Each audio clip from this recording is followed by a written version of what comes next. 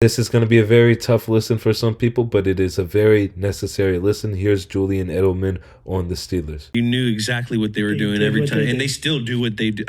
They still do the same goddamn shit that when I was playing Tomlin's defense. Steeler football.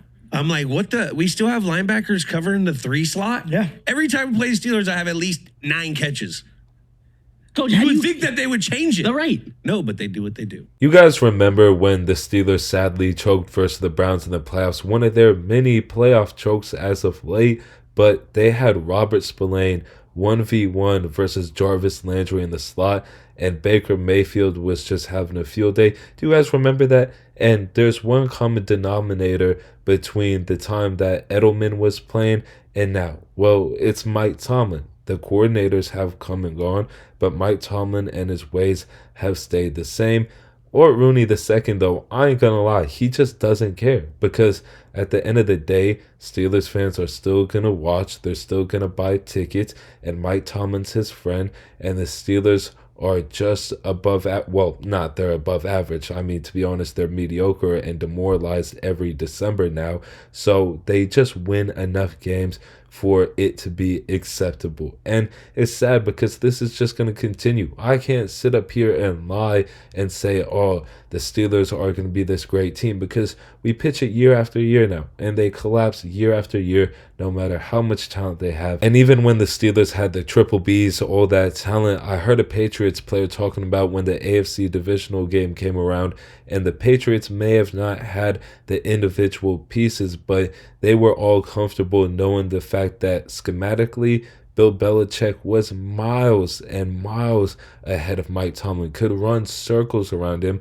so it wasn't really that big of a deal for him. And we saw it, like, he just got out-coached, outclassed, and now it's a year after year thing. It's Kevin Stefanski one year, it's Harbaugh the next year. It's really any playoff team's coach. They have their way with Mike Tomlin. I mean, just look at the playoff games that the Steelers actually have won over the past 14 years.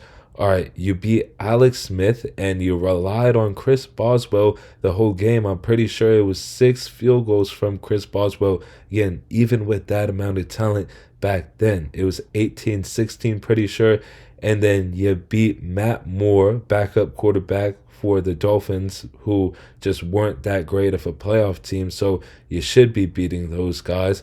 That was in one year. And then the other time you had a playoff win was versus A.J. McCarron. So the playoff wins really just aren't that impressive. And that's over a 14-year stretch. That's all you have to show for with all that talent you've had on the Steelers. Don't tell me that they haven't had talent. So I would be lying again if I went up here and said, oh, next year is going to be different. Justin Fields, it's going to be a Super Bowl run. It's not. It's probably going to be you get bounced in the playoffs again, first round, and everything stays the same because Art Rooney II is content. They're selling tickets, and there's this false hope that gives people a little bit of comfort.